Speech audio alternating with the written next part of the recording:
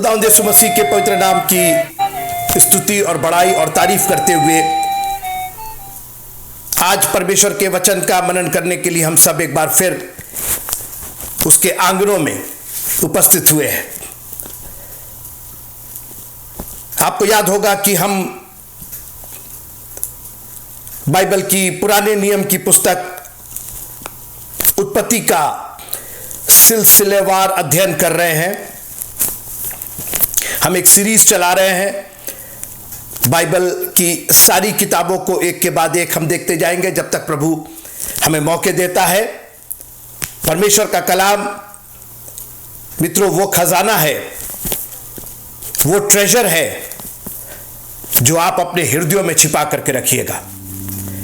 ना जाने कब तक ये वचन हमें मिले, कहीं ऐसा ना हो कि एक दिन ये वचन भी हमसे ले लिया जाए। इसलिए जब तक मौका है, बाइबल कहती है कि जब तक परमेश्वर मिल सकता है उसकी खोज में रहो। और इसलिए हम परमेश्वर के कलाम को बड़े ही गंभीरता के साथ, सिर्फ इसलिए नहीं कि हमें देखना है तो हम कुछ देख रहे हैं, हमें कुछ सुनना है तो कुछ सुन रहे हैं। मैं आपसे बार बार निवेदन करना चाहता हूं कि मेहरबानी से खुदावंद के कलाम को हल्का मत जानिएगा। यही कलाम इब्तिदा में था, आदि में था। इसी कलाम से ये जमीन और ये कायनात पैदा हुई और इसी कलाम से हमारा और आपका न्याय होगा मित्रों। और इसलिए इस कलाम को बहुत ही गंभीरता से लेते हुए अपने हृदयों की गहराई तक रखिएगा। उत्पत्ति की पुस्तक उसका 45वां अध्याय आज मैं आपके सामने पेश करना चाहता हूं। उत्पत्ति का 45वां अध्याय, जेनेसिस चैप्टर 45। अभी तक हमने 44 अध्याय तक देखा और हमने उसमें 44 अध्याय में किस तरीके से यूसुफ एक चांदी के कटोरे की बात करता है और हमने उसको यीशु मसीह के उस कटोरे से जोड़ा था जो उसने गतसमनी के बाग में लिया। और उसके पहले उसने भोज खाने के समय वो कटोरा लिया और अपने चेलों को दिया। लेकिन आज हम थोड़ी देर के लिए आगे बढ़ करके 45वें अध्याय पर अध्ययन करेंगे। और जैसा मैंने बार बार आपसे कहा कि यूसुफ का जो चरित्र है, यूसुफ का कैरेक्टर यीशु मसीह से सिमिलर है। हमें एक झलक दी गई है यीशु मसीह की, क्योंकि आपको मालूम है कि पुराना नियम एक छाया है। नए नियम में जो चीज छाया जो है वो ओरिजिनल की होती है, ओरिजिनल नहीं होती है, लेकिन ओरिजिनल की होती है। तो ओरिजिनल जो वास्तविक था वो नए नियम में आने वाला था। परमेश्वर का पुत्र, परमेश्वर ने इस जहान से ऐसी मोहब्बत की, उसने अपना इकलौता बेटा बख्श दिया। तो यीशु मसीह जो इस संसार में आने वाले थे, उनके बारे में उनकी छाया के रूप में पुराने नियम में लिखा गया। इसलिए पुराने नियम को आपको समझना जरूरी है, क्योंकि यीशु मसीह ने जब अपने बारे में समझाया तो पुराने नियम से ही लेकर समझाया। जब वो जी उठे और इमाउस के मार्ग पर वो जा रहे थे और दो चेले उनके साथ थे और उन्होंने अपने बारे में भविष्यवक्ताओं से लेकर के जितनी बातें थी अपने बारे में बताया, जो पुराने नियम की थी, जो वो चेले जानते थे। प्रभु का धन्यवाद कीजिए कि प्रभु ने हमें अपने बारे में बताया है, हमें अनभिज्ञ नहीं रखा है। ऐसी बातें जो हमारे चित्त पर नहीं चढ़ी, जो हमने कभी सोची नहीं, कभी समझी नहीं, कभी देखी नहीं, ऐसी बातें प्रभु ने हम पर जाहिर की है। और आज मैं इसी प्रगट पर, इसी जाहिर पर आपसे बात करना चाहता हूं। उत्पत्ति की पुस्तक उसका 45वां अध्याय, जेनेसिस चैप्टर 45। आप मेहरबानी से इस कहानी को या इस घटना को यूसुफ की जरूर पीछे से पढ़ते आइएगा, तभी आपको आगे चल करके, क्योंकि हमारे पास ये 20, 25, 30 मिनट में वक्त नहीं होता है कि हम पूरी घटना का वर्णन फिर से कर सके। इसलिए प्लीज प्लीज प्लीज मेहरबानी से, अगर आप वास्तव में प्रभु को प्यार करते हैं, वास्तव में आप उसके वचन को से मोहब्बत करते हैं, वास्तव में आप अपने जीवन को सफल बनाना चाहते हैं, वास्तव में आप स्वर्ग के राज्य में प्रवेश करना चाहते हैं, तो मेहरबानी से परमेश्वर के इस कलाम को जरूर अपने हृदय में रख छोड़िएगा और पीछे से पढ़ते आइएगा जो पिछले सारे अध्याय हैं, ताकि आपको एक के बाद एक वो घटनाएं मालूम होती रहे, वो पूरी कहानी आपको मालूम होती रहे कि किस तरीके से यूसुफ आज यहां पर अपने आप को भाइयों पर प्रकट करता है। अब सुनिए, पहले पद से मैं पढ़ रहा हूं, मैं बीच में कुछ रोक करके फिर आगे बढ़ूंगा। तब यूसुफ उन सब के सामने जो उसके आसपास खड़े थे अपने को और रोक ना सका और पुकार के कहा कि मेरे आसपास से सब लोगों को बाहर कर दो। अब देखिए, ऑल अलोंग जो ये घटनाएं हो रही थी अकाल की और किस तरीके से उसके भाई भोजन वस्तु लेने के लिए आ रहे थे, यूसुफ को मालूम था कि वो उसके भाई है, बस भाइयों को नहीं मालूम था कि वो यूसुफ है। और कई बार मित्रों, हम अपनी चिंताओं में, अपने आसपास की छोटी छोटी घटनाओं में, आसपास की बीमारियों में, महामारियों में और इसमें उसमें इतने खोए रहते हैं कि सामने प्रभु करना क्या चाहता है, वो हमको अपनी उत्तमता की पहचान में बढ़ाना चाहता है, ये हम भूल ही जाते। हम अपने ही, किसी ने कहा ना कि अपनी पलक पर जो एक बूंद दिखाई देती है, एक कतरा दिखाई देता है, वो समंदर दिखाई देता है। हमको अपनी ही तकलीफ सबसे बड़ी दिखाई देती, इससे निकल जाए, इससे हम किसी तरीके से निजात पा जाए। मित्रों, प्रभु की एक बहुत बड़ी योजना है। सोचिए आप, उसने कहा कि तुम परमेश्वर पर विश्वास करते हो, मुझ पर भी विश्वास करो, मैं आऊंगा और तुमको ले जाऊंगा। हम लोग तो अभी आसपास में ही परेशान हैं, अभी तो घर के बाहर कायदे से हम नहीं निकल पाते, और यहां प्रभु हमें आसमान की बादशाहत में दाखिल कराना चाहता है। और अब यूसुफ ने समझ लिया कि ये इस तरीके से नहीं समझेंगे, मुझे अपने आप को इन पर प्रकट करना पड़ेगा। अब सुनिए, और पुकार कर कहा मेरे आसपास के सब लोगों को बाहर कर दो। Genesis chapter 45 and verse number 1, उत्पत्ति की पुस्तक उसका 45वां अध्याय और पहली आयत से, भाइयों के सामने अपने को प्रकट करने के समय यूसुफ के संग और कोई ना रहा। अब आगे सुनिए, verse number 3, chapter 45 and verse number 3 of book of Genesis, उत्पत्ति की पुस्तक 45वां अध्याय और तीसरी आयत। तब यूसुफ अपने भाइयों से कहने लगा, मैं यूसुफ हूं। आज पहली बार यूसुफ ने अपनी हकीकत, अपनी असलियत अपने भाइयों के सामने प्रकट की।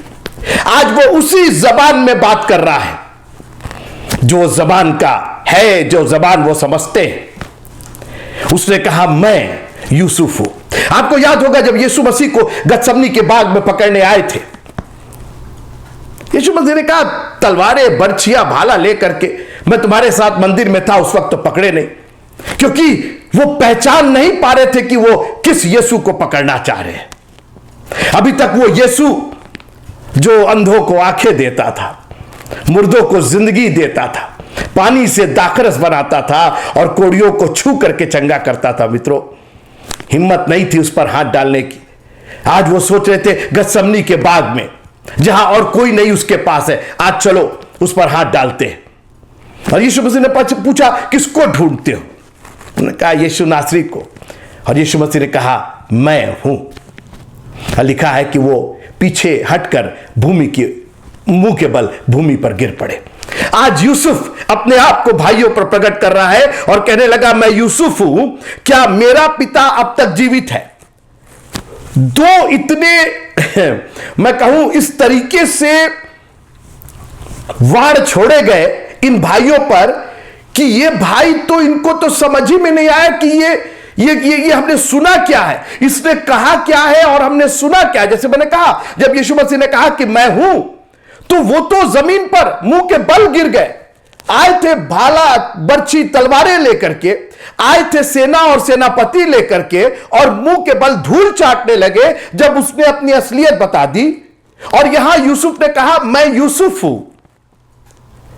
प्रभु तेरा धन्यवाद हो कि आप इतने नम्र और दीन, वो यीशु नासरी होकर के आया मित्रों, वो हमें पापों से छुटकारा देने आया। उसका नाम रखा ही गया था, उसको लोग क्या क्या पुकारते थे। यीशु ने कई बार पूछा तुम मुझे क्या कहते हो, लोग मुझे क्या कहते, लेकिन आसमान की बादशाहत से उसको एक नाम दिया गया था, पापों को छुड़ाने वाला, यीशु नाम दिया गया था और आज उसने उसी नाम से अपने आप को प्रकट किया। मैं तुम्हारा पापों का छुड़ाने वाला हूं, मैं तुम्हारा उद्धार करता हूं, मैं तुम्हारा निजात दहिंदा हूं। किसको ढूंढने आए हो? मैं तुम्हारा वो चरवाहा हूं जो तुम्हें हरी हरी चराइयों में और सुखदाई जल के झरने के पास ले चलता है। मैं यूसुफ हूं। और आगे उसने पूछा कि क्या मेरा पिता अब तक जीवित है? इसका उत्तर उसके भाई ना दे सके। आप सोचिए कि अभी तो पहला ही जो प्रश्न था या जो पहला ही सेंटेंस था, मैं यूसुफ हूं, अभी तो उसी मुगालते में थे और उसने उसी के साथ दूसरा प्रश्न कर दिया, क्या मेरा पिता अभी तक जीवित है? मैं तो जिंदा हूं, क्या मेरा पिता अभी तक जिंदा है?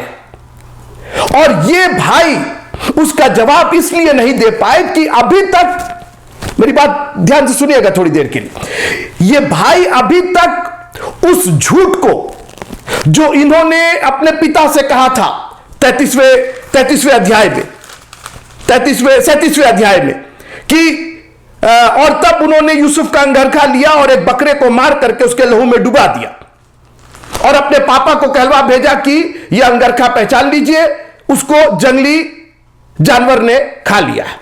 और अभी तक उसके भाई जो इतने साल, करीबन 22 साल की बात है ये, 22 साल तक जो झूठ बोलते रहे, वो जिस झूठ को उन्होंने खुद ही सच स्वीकार कर लिया था।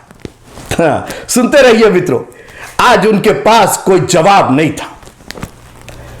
आज उनके सामने वो खड़ा था जिसको उन्होंने गड्ढे में डाला था, जिसको उन्होंने पलिश्तियों के हाथ में, अरामियों के दल के हाथ में बेचा था।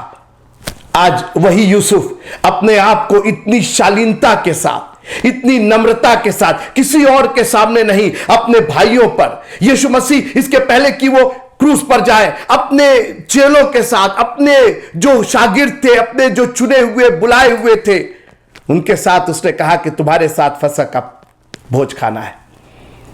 हमारा प्रभु कितना नम्र और दीन मित्रों। आज यूसुफ कोई ताम झाम नहीं, उसने कहा सबको निकाल दो। आज मैं अपने आप को इन भाइयों पर रियल जो जोसेफ में हूं, मैं अभी मिस्र का प्रधानमंत्री नहीं हूं, मैं मिस्र का अधिकारी अभी नहीं हूं इनके सामने, मैं यीशु नासरी हूं, मैं तुम्हें छुड़ाने वाला हूं, मैं तुम्हारे लिए अपनी जान को देने वाला हूं। और इसने अपने आप को प्रकट किया। फिर यूसुफ ने अपने भाइयों से कहा मेरे निकट आओ। ये सुनकर वे निकट गए। फिर उसने कहा मैं तुम्हारा भाई यूसुफ हूं जिसको तुमने मिस्र आने वालों के हाथ बेच डाला था। अब तुम लोग मत पछताओ और तुमने मुझे यहां बेच डाला, इससे उदास मत हो।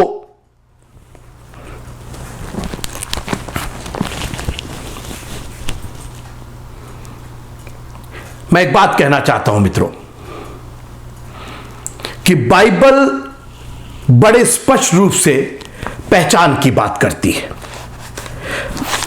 आपने पढ़ा है यशायाह के पहले अध्याय के 3 पद में, बैल तो अपने मालिक को और गधा अपने स्वामी की चरनी को पहचानता है, परंतु इस्राएल मुझे नहीं जानता।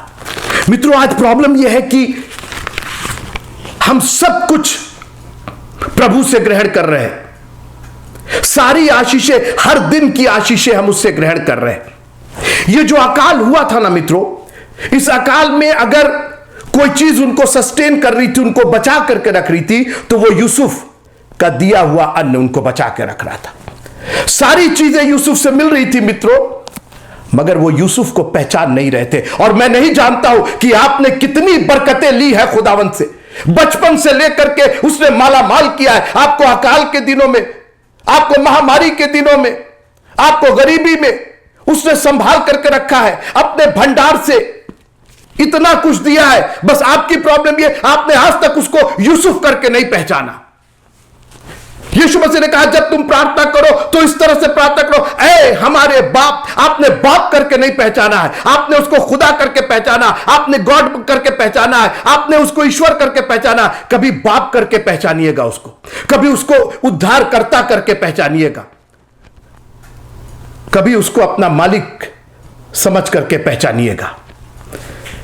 सोचिए, 2 साल से, 7 साल थे अकाल के, 2 साल से ये अन्न पर अन्न लेकर के जा रहे थे, और अन्न ही नहीं, उससे उत्तम वस्तुएं ये लेकर के भेज रहा था, हर बार भरपूर उनको दे रहा था, रुपया तक वापस कर दे रहा था, अनुग्रह पर अनुग्रह दिखाया जा रहा था। और मैं नहीं जानता हूं कि खुदावंद की कितनी आशीषों का आपने फायदा उठाया। आप एक बार बैठ करके एक किताब को कॉपी और पेन लेकर के अपना उसका हिसाब लगाइएगा, जैसे हम कहते ना, बरकत गिनो गिनो ना बनाओ, आप नहीं गिन पाएंगे। वो आकाश के तारों से ज्यादा है मित्रों, बालू के समुद्र के तीर के बालू के किनकों से कहीं ज्यादा उसकी आशीषें हमने इस्तेमाल की है। और हर दिन एक एक पल, एक एक जो सांस है, ये उसकी आशीष है, उसने दिया है। Do you recognize him? क्या आप उसको पहचान रहे हैं? और इसीलिए पतरस ने बड़े हियाव के साथ लिखा, दूसरा पतरस की दूसरी पत्री, 2 Peter chapter 1 and verse number 8 मैं कह करके विदा लेना चाहता हूं। क्योंकि यदि ये बातें तुम में वर्तमान रहें और बढ़ती जाएं, तो तुम्हें हमारे प्रभु यीशु मसीह के चंगा करने में, प्रभु यीशु मसीह के ये दे देने में, नौकरी दे देने में, और थोड़ा सा ये ठीक कर देने में। आप सुन रहे हैं पतरस क्या कह रहा है? Of all the things that you can get from God, that you can get from Jesus your father in heaven. सुनिएगा मेरी बात, क्योंकि यदि ये बातें, क्या बातें हैं वो आप ऊपर पढ़ लीजिएगा, हम वक्त नहीं लेना चाहते हैं। दूसरा पतरस 2 Peter chapter 1 and verse number 8, क्योंकि यदि ये बातें तुम में वर्तमान रहे, यानी बनी रहे और बढ़ती जाए, तो तुम्हें हमारे प्रभु यीशु मसीह के, कैन यू इमेजिन? आपने कभी उसको हमारा, कभी ये यूसुफ को अपना कह रहे थे? ये तो सोच रहे थे कि वो अधिकारी है, और आप तो अधिकारी हैं, और आप तो मिस्र के अधिकारी हैं, आप तो मिस्र के प्रधानमंत्री हैं, और आप ही ने तो सारा इंतजाम किया। कभी उसको अपना, हमारा, मेरा कहा आपने? कभी अपना बनाया? क्योंकि आपके पास तो इतने अपने बन गए हैं, सारी दुनिया को आपने अपनाया है, सिर्फ उसको जिसने आपको इस अकाल की घड़ी में सस्टेन किया है, बचा करके रखा है, इस पाप में जीवन से जिसने छुड़ाने के लिए अपनी जान को दिया। आगे सुनिए, और बढ़ती जाए तो तुम्हें हमारे प्रभु यीशु मसीह के पहचानने में निकम्मे और निष्फल ना होने देंगी। अगर वो बातें जो 7वें पद में लिखी हुई है, वो बातें तुम में वर्तमान रहे, बनी रहे और बढ़ती जाए, तो यीशु मसीह की पहचान में हमको यीशु मसीह से चंगाई मिल जाए, हमको यीशु मसीह से इस महामारी से छुटकारा मिल जाए, हमको यीशु मसीह से उस बीमारी से छुटकारा मिल जाए, हमको यीशु मसीह से गरीबी से छुटकारा मिल जाए। सबको इसी का लालच है, कोई उसको पहचानने का लालच क्यों नहीं करता है? I want to recognize him, मैं उसको पहचानना चाहता हूं। और उसी ना पहचानने की वजह से मित्रों हम निकम्मे हैं। निकम्मे का मतलब किसी काम के नहीं है। अरे हमने तेरे नाम से दुष्टात्मा निकाली, हम तेरे नाम से ये किए, बीमारों को गया। मैं तो तुमको जानता ही नहीं, तुमने कभी मेरे से रिलेशन बनाए ही नहीं, कभी तुमने मुझको चाहे। तुम तो संडे टू संडे आकर के किसी तरीके से चर्च में बैठ करके एक कर्म पूरा करते थे, एक रीत रिवाज पूरा करते थे। कभी तुमने 24 घंटे में मेरे को कितना टाइम दिया? तुम जोड़ करके देखो। तुमने तो हमेशा मेरे को यह समझा कि बस हमको कुछ मिल जाए, जब मुसीबत में हो जाए तो हम कुछ मिल जाए। जब तुम्हारे यहां अन्न घटता था तो तुम चले आते थे यूसुफ के पास लेने के लिए, जब आपको बीमारी होती थी, और जब तक अन्न रहता था। कौन यूसुफ? कभी आपने पता क्या वो कौन है? कैसे वो इतना प्यार करता, कैसे वो इतनी दया करता, बोरों को भर भर करके देता है, उसके ऊपर रुपया रख देता है। उसने अनुग्रह पर अनुग्रह किया मित्रों हमारे ऊपर, मगर हम उसकी पहचान में निकम्मे और निष्फल निकले, यानी किसी काम के नहीं, और एक ऐसे पेड़ है जिसमें कोई फल नहीं फलता है। और मैं इन चैलेंजिंग वर्ड्स के साथ आपसे विदा लेना चाहता हूं। आप यीशु मसीह की पहचान में कितने आगे बढ़े हैं, जरा हमको बताइए। आप अपने जीवन में देखिए, अपना अवलोकन कीजिए, क्योंकि जब तक आप उसको पहचानेंगे नहीं। आपने तो सिर्फ यही समझा ना कि बीमारों को चंगा। यीशु मसीह ने कहा तुम तो रोटी खाने के लिए मुझको खोजते हो, तुमने केवल इतना पहचाना है कि हम रोटी खिला सकते हैं तुमको। अरे मेरे पास वो ताकत है। पहचाना तो उस चोर ने, जो उसके दाहिने था। उसने कहा प्रभू जी इस सूली से उतरे चाहे ना उतरे, इस दर्द से हम फारिग हो या ना हो, एक काम कीजिए, अपनी बादशाहत में पहचान लिया कि ये बादशाहों का बादशाह है। He is the king of kings and he is the lord of lords. Hallelujah, वो राजाओं का राजा और प्रभुओं का प्रभु है। किसने पहचाना? एक चोर ने पहचान लिया और उसने कहा कि एक बात बताओ मित्रों, जिस दिन आप उसको राजाओं का राजा और प्रभुओं का प्रभु करके जान जाएंगे, आप ना निकम्मे होंगे और ना निष्फल होंगे। आप उसके काम आएंगे, आप उसके एक सेवक हो जाएंगे। आप दुनिया की सेवा छोड़ करके, नौकरियों से सेवा छोड़ के आप कहेंगे मैं प्रभु का काम करना चाहती हूं, मैं प्रभु का काम करना चाहता हूं, क्योंकि मैं निकम्मा, I have recognized him, I have known him. अब मित्रों, जितने चेले थे उन्होंने जब पहचान लिया यीशु मसीह से, फिलिप्पुस ने पूछा हमें पिता को दिखा, दुआ करना तो आपने सिखा दिया ऐ हमारे बाप, लेकिन हम तो बाप को जानते ही नहीं। यीशु मसीह ने कहा मैं और पिता एक हैं। कभी आपने यीशु मसीह के चेहरे को गौर से देखा? कभी पहचानिए, उसकी मोहब्बत को पहचानिए। क्यों इतना प्यार कर रहा है? क्यों हमारे पीछे पड़ा हुआ है? हमारे ही बोरे क्यों भरे जा रहे हैं? हमारे ही बोरों के मुंह पर रुपए रखे जा रहे हैं। क्यों वो हमको अपने मेज पर बिठा करके खिला रहा है? क्यों बिन्यामीन को 5 गुना ज्यादा भोजन वस्तु मिल रही है? ये हो क्या रहा है? इतनी आशीषें, कहीं ये कोई और तो नहीं, कहीं ये हमारा अपना तो कोई नहीं है। मैं यूसुफ हूं। आज हमारा प्रभु हमें अपनी पहचान में आगे ले चलना चाहता है। मित्रों, वो सिर्फ चंगाई देने वाला नहीं, वो सिर्फ दाना पानी देने वाला नहीं, वो हमारा वो प्रभु है जिसके धाम में हम जीवन भर, दाऊद क्या कहता है अपने 23वें भजन में, सचमुच भलाई और करुणा जीवन भर मेरे साथ साथ बनी रहेगी और मैं उसके धाम में। अभी तक मैं घोर अंधकार में चलता था, अभी तक मैं अपने दुश्मनों के सामने मेज बिछाई, इतना ही हम जानते थे। अभी तक हम जानते थे आप हरी हरी चढ़ाइयों में बैठाते हैं, अभी तक हम ये जानते थे कि आप सुखदाई जल के झरने के पास ले चलते हैं।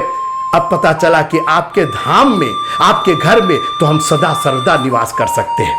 मित्रों, जीना तो मसीह, मर जाना लाभ है। मसीह को एक बार आप पहचान लीजिएगा, उसके पहचान में निष्फल और निकम्मे कभी मत बनिए। मित्रों, वो राजाओं का राजा, प्रभुओं का प्रभु है, जो हमको और आपको लेने के लिए बहुत शीघ्र आने वाला है। यूसुफ ने अपने भाइयों पर प्रकट किया और कहा कि मैं यूसुफ हूं। प्रभु आप सबको बहुत बहुत आशीष दे। जय मसीह की।